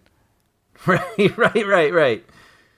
That Yeah. is, I mean, is it just like 90 minutes of a sperm just going from origin to destination? Like Look Who's Talking, but instead of I Get Around by the Beach Boys, it's like scary music. Yeah, exactly. What started this trend, by the way? Was it Wicked? Where it was like, it's like the story, but like, or no, I guess it's not a prequel. That's the whole, like, you don't know the real, You like don't know the real Maleficent story, and all those right. movies. This is just, I think you said it best. It's like some studio executive bot is glitching, Yeah. and this is what we're getting, I mean, Yeah. the thing is, The Omen, the original, is still thought of as a very good movie. Richard Donner, Right. Jerry Goldsmith, it's a great movie. Gregory Peck. And then they made a bunch of sequels nobody remembers. Mm-hmm. And then they made a remake. Do you remember there's a remake? I do actually remember that it existed, but I didn't see it. The remake, I mean, think about it. The writer director, like he took it to arbitration, and it was so similar to the first film that they were just like, no, you have to credit the original writer. Wow. Right? Which, Yeah. like, why? Just why? Yeah. So to me, that's an extreme example. Now, again, if I were to guess, I would say this movie doesn't get very far because I don't think anyone cares about Damien before the friggin' Omen. But on the other hand, I mean, there are just certain titles in horror, right, that you just sort of slap it on there and you're going to get some eyeballs to look in its direction, right? Yes. And I can imagine The Omen being one of those. Whether or not it's a good idea, I mean, does that even matter? I guess not. Nothing matters anymore. Yeah. And there's no better representative of that than the other prequel that's now in development. This is, again, we say this all the time. This is like a dead horse. MGM is desperate for any way to exploit their IP. Case in point, they're developing a RoboCop prequel series. Now, if you said, hey, we want to do a RoboCop prequel, I'd be like, what, like Alex Murphy before he becomes Yeah. That sounds kind of, I don't know, that's not particularly interesting. No. Instead, we're going to do something about the villain. Oh, so like Clarence Boddicker, like when he's starting out? I don't know about that. No. Remember that corporate asshole who's behind all of it? Yeah, we're gonna do young Dick Jones. Right. What in Before the world? anything that you loved about that franchise exists. Yes. Like, what is it going to be about? Like him in business school? Now this is being developed by Ed Neumeyer, who wrote the original film. Okay, well, that's one point in its favor. That's a very small point. And basically, what he's saying is, I'm working with these two writers, Dave Parkin and Rob Gibbs, who bought this idea to a TV producer friend of mine, who then brought it to me. So this feels a little bit like a Cobra Kai situation. You know what I mean? Where like different people came up with it and they brought it to him. Right? Sure. The first time I heard it, I knew it was a cool idea because I could see a lot of things you could do with it. It's such an interesting character. And I'm like, no, it's not. I mean, it's not. I don't want to see a Better Call Saul about Dick Jones, Right. right? Well, actually, it's so funny when you said Better Call Saul. I was like, well, that was good. Like, I don't. The difference is that Saul on Breaking Bad is already a complicated character. He's a complex character. Yes. Right? Who you are given enough of his universe that you're a little curious to see more of it. Yes. Right. Right? So, Yeah. So I'm just like, guys, do something new. Like, Please, we're gonna have nothing left. I mean, it's Yeah. like picking at the bone at this point. Like, what are generations from now going to do? yeah. Like, there's no new stuff So for them to weird, eh? remake. Now, that being said, Brian, I do want to say that this is a thing just announced this week, and I find this fascinating. It is a dramatic remake of Fresh Prince of Bel-Air. Yeah, which is a really interesting story, right? Because it started as like not a parody, but It was just sort like of a concept trailer. Yeah, it was just wouldn't it be interesting if that same story had a Yes. dramatic bent to it, Right. right? And So- just some guy made it and put it online, and then Will Smith was like, let's talk. So this guy, Morgan Cooper, has this idea, and he just puts it out there. And I don't know, did you see this when it first dropped? I did, yeah. And I didn't know he was actually trying to pitch anything. I thought it didn't was know. just an experiment. Yeah. That was my thought too. Like, I remember something very similar before Riverdale, where somebody did like Archie like this, Oh, funny. and then Riverdale kind of ended up doing that. But I saw this, I was like, oh, that's clever, Yeah, me too. So Will Smith gets wind of this. He watches it, and he puts his juice behind it, and it gets picked up by Peacock for 2 seasons. That's, I'm like of two minds of this. One, I'm like, oh, interesting. But then on the other hand, I mean, is it going to have Aunt Viv and, Yeah, all the the Carlton, characters. like serious Carlton? Yes. Like, I wonder if my brain will not compute that. I mean, it's so weird because you watch the trailer, and I think what made it work for me is that he was playing it completely straight. The director, I mean, like, it was at no point winking at the audience. It took the premise seriously. Right. I liked that, and I think that's what Will Smith saw. And I'm sure what Will Smith also saw is well, I'd rather be on this train than not. Yeah. It's a little bit like how Jim Davis signed off on the Garfield Without Garfield book, Right. You know what I'm talking about? Yeah. So Will Smith did an interview where he's like, there's a lot of sort of contemporary things that are going on, and you talk about like a black family that's identifying as Republican and giving Black Lives Matter, and there's a lot there. There's a lot of Yeah. I get it for sure. And I think the trailer is very good. Like, I think I don't think any of those actors are going to be in the show itself. I don't know, but the approach was pretty good. And I have no idea how the show is going to be, but you gotta appreciate the balls on this guy, Morgan Cooper, just putting it out there, taking his swing, man. Yeah. I see. This feels like an interesting experiment, Yes. right? And I don't know. I'm curious. Yeah. It reminds me a little bit of like Ryan Coogler. All he's got is Fruitvale, which is not even out yet, and he meets Stallone, and he's like, "Hey, how about this?" And Right. and a whole new franchise comes. You know what I mean? Who'd have thunk, right? Sometimes you just got to take those big swings. Yeah. So that's a curious one. I'm interested. I mean, I feel like Fresh Prince of Bel-Air is still part of the cultural conversation in a way a lot of '90s sitcoms are not. It was a selling point for HBO Max, Yeah, right? I mean, yeah, exactly. of maybe the 4 or 5 things they were highlighting as why you should get HBO Max, Fresh Prince was one of them, which is kind of crazy, right? I mean, it's a 30-year-old show. Yeah, and I see it. I mean, with my students. So I'm curious if Wait, what do you mean? That they're watching it? they're watching it, they quote it, they know it. Oh wow, I love Fresh Prince. I mean, that's a show I'll stop on when I'm flipping channels. So Yeah. that makes me happy. I mean, just anecdotally, Friends and Fresh Prince are those '90s shows that really do have a very strong afterlife. It's interesting. Yeah. So I'm curious if that makes this show more appealing or less. Like, will people's familiarity with the original show make this something they want to see, or turn them off of, because this is not that thing that I like. The thing that they like. Yeah. I don't know. I mean, I guess you got sort of a similar thing, very different, but with Saved by the Bell, right? Where it Yeah, it right. feels like it's going to have the same characters, right? They're going to have Mario Lopez and Elizabeth Berkley in it, but it does feel tonally different. Like a little bit of a different animal. And I don't know, is that what people want, or do they just want to watch reruns? You know? That's the question, right? Yeah. And more importantly, will James Reed in the UK be like, hey, where's Weasel and All the characters we don't know. Yeah. Larry or whoever, like the other? Yeah. That's hilarious. So that's a TBD. Now all of this is happening against the backdrop of, it's worth mentioning, this is our post Labor Day show, and our tradition has been since the inception of the show. Post Labor Day, we take stock of summer movie season. And so for this episode, it's like, summer movies. I guess that used to be a thing.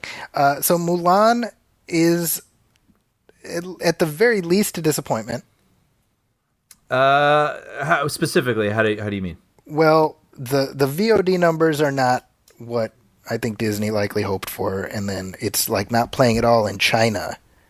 Oh, really? Yeah. So I had not seen that. Yeah. So I was just looking at the figures, and basically it's not making the kind of money in China that would have been needed to justify releasing the movie without the majority of American markets available. Interesting. And then what makes that probably doubly frustrating is that they seem to have bent over backwards to please China. Yeah. In the production of this movie, which has been upsetting in other ways. Well, it's funny because it feels like a very westernized portrayal of Chinese culture, and the idea that would be something that they're going to be like, oh, thank you, America. Right. I thought this was funny. Simu Liu, who has the title role in Shang-Chi, tweeted this, when the movie dropped. He's like, be right back, though I got to think about my honor for the 4th time this hour. It's very important to me, as you can tell from movies that your people have written about my people. That what's funny is I haven't even watched the movie. Yeah. And I know the joke he's making, because I've read a couple of reviews and I listened to a podcast about it, and apparently the word, you could do a drinking game out of the word honor. No, what's funny to me is this is Simu Liu. He is headlining a Disney production. Oh, that didn't even occur to me. Think about that, right? Yeah. So anyway, I have not seen the film, so I can't speak to its quality, but I was curious if your kids were going to watch it, or I mean, they want to see it, but I'm like, look, if we wait till December, we will save $30. Yeah. I'm happy to wait. I'm not paying $30 for this thing, It's got to be like December, in no time. Yeah, exactly. So I was The way like, this year's going. Yeah, exactly. So I can't speak to that, but obviously it was heading for, it was tracking for, like, before just hell descended on Earth. It was tracking for like a $80 million, $90 million opening weekend domestically. Oof. This is like, when was it supposed to open? March?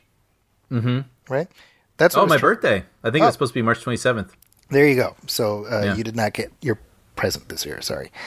No Mulan for you in theaters. So given that in the States, the majority of California, the majority of New York, I think all of New York, are not open for theatrical. Well, those are the two biggest markets. Mm-hmm. Now, that being said, there's like theaters in Orange County are open apparently. Yeah, that's my understanding. So what's the deal with that? Is the OC just like, well, we live our lives 1 mile at a time? Like, what's the? I think, generally speaking, this is Brian's corner. I don't have facts to back this up, but it was a news story. The fact that many people, not everybody, but many people in Orange County were even just rejecting the whole mask notion, and they kind of marched into their own drum down there. And It's not LA County, right? So LA County, okay. which is enormous, by the way. So that does cover a lot of cities. In LA County, yes, you cannot have theaters open, but outside of that, I don't know how it goes. So Bay Area theaters are closed. Okay. Last time I was in the theater was Invisible Man, like March. now apparently people in Orange County are watching Tenet, but again, there's not enough of them. This movie's not playing the way it needs to. Yeah, but this is all new, right? Like Yes. it's hard to call it. I mean, it's disappointing. There's no way around that. But it's like we don't have anything to measure it against. And I don't feel like anyone should be surprised. I mean, what did you think it was going to do? Right. Like to me, it seems about appropriate. Of what I expected. I mean, apparently Warner's is not even releasing the box office numbers. See, now that's interesting because last weekend they said that it had made 20 million, and now there is reports that they over-reported, and it did not make that much, and now they are refusing to release numbers. Okay, so there's a red flag, and There's a book there. There's a book coming. oh yeah, I mean, it's tricky because some movie had to be first out the chute, regardless, just to see, and obviously the proof is available not necessarily in the numbers, but in the release dates of other movies. Exactly. I mean, when we should say too, you listen to the show, we've talked about this ad nauseum, but I mean, this was the movie everyone was eyeing. Yes. Like, we're going to measure everything against this movie when it opens, right? Because Mulan was always going to be about a week or two behind it until it finally just was like, no, forget it. We'll just go to Disney Plus. Yeah. Right. And then, so this opens. Now it's got this really, regardless if this is good or not, considering the situation, I have no idea. But this movie I had read somewhere has to make $800 million to be profitable. That is not going to happen. Right. So I don't think other movies have as much that they need to get. But I mean, if your movie costs over $100 million even, it's still not going to make what you need it to make. Right. So now that Tenet has come out and it now we have a barometer to sort of understand what this looks like, what people are willing to do. Yeah, I mean, if you have $100 million+ movie, it was really telling that this week that all of them moved. Right. Yeah. So Warner Brothers specifically moved Wonder Woman from, I think it was supposed to open in October, I believe. So they've pushed it to Christmas Day. Mm-hmm. And honestly, if I were to guess, it's going to move again. I would think so. I would think so. That being said, I also think that if they were to do a VOD drop for Wonder Woman, it would be more successful than Mulan. I think so. Yeah, I'd get it. Yeah, I feel like there's a bigger audience for that. So I saw a thing where Anthony Fauci's like, look, it's going to be late 2021 before you can like go back into the theater with some degree of certainty. Yeah, and that seems reasonable to me because I've said before, I don't think you can just flip a switch. Mm-hmm. We've all become conditioned to act a certain. Well, let me rephrase. Many of us have become conditioned to act a certain way. Mm-hmm, mm-hmm. I think there's also going to be a lot of, a lot of Darwin Awards between now and the end of 2021. Yeah, which is aggravating because it does feel like, I mean, this is going to be the new normal, at least when it comes to masks and certain limitations to the things we're used to, right? I mean, I think things will lighten up over time, but the core elements of this are going to be sticking around for a good while, I think. I think so. So it's just up to people in the sort of social contract of respect for yourself and for others that's going to allow that to happen sooner rather than later. No, we'll see. Rest of the year, we got Black Widow, we got No Time to Die, we got Dune, in addition to Wonder Woman. I will be absolutely shocked if any of those 4 movies remain this year. I can't imagine a scenario where they keep James Bond in this year. Yeah, because they're going to lose money. Yes. So it's like, how much money do you want to lose? Right. Exactly. And especially now that we've seen Tenet as the example. Yeah. Yeah. I don't know. I mean, it's a friggin' bummer. It is. Bond trailer is awesome. Yeah. And especially because that's the type of movie that you put it out under optimal conditions, it's a guaranteed slam dunk. So why on earth would you potentially lose out on hundreds of millions of dollars? Yeah. Right? Yep. Because whenever it comes out, it will do well. Mm-hmm. Because, yeah, it's like, what do you have to gain? I think with Tenet, again, it was, can we prove that there's something to, limited theaters? Right. Limited theater going right now. Yes. And I think the answer we're looking at currently is, it doesn't look like it. Nope. Right? Yep. So now that these other movies know that, there's no why experiment. There's no experiment, that needs to be done. Yeah. That's going to cost you millions of dollars at this point.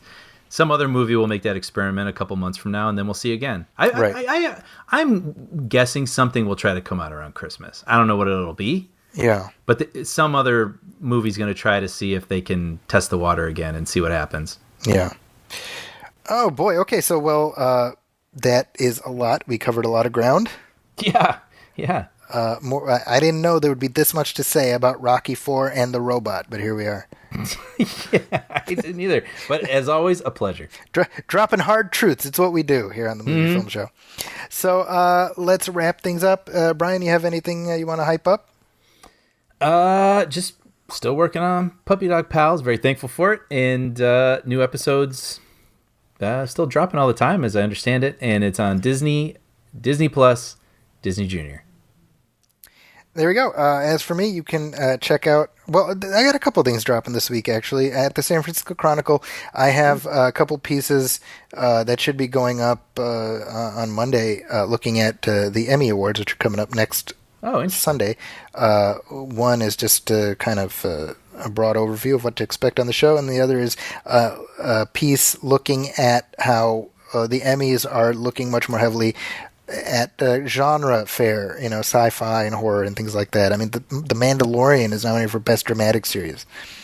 And, wow. Yeah, I know, crazy, right? So I look at that phenomenon and what that means. And then at IGN, I have a series of weekly reviews going up looking at the new HBO series, The Third Day. Okay. So you can look for that soon.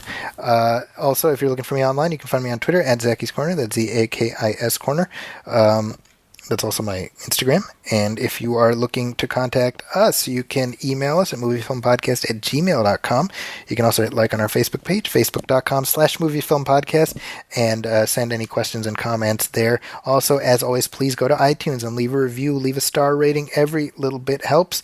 And if you can write a review for us, that would be that much more appreciated. If you are enjoying what we do, just a couple words saying why would mean the world to both of us. And with that, we will be back next time with our commentary track for Darkman. That's coming. And after that, we'll be back with another regular show. So on behalf of my partner, Brian Hall, my name is Zaki Hassan. This has been Movie Film 208. We'll catch you next time. Thanks, everybody. Welcome, friends, it's the Movie Film Podcast. Movie Film Podcast, enjoy the show. Zachy and Brian are talking about movies. Movie Film Podcast on the radio.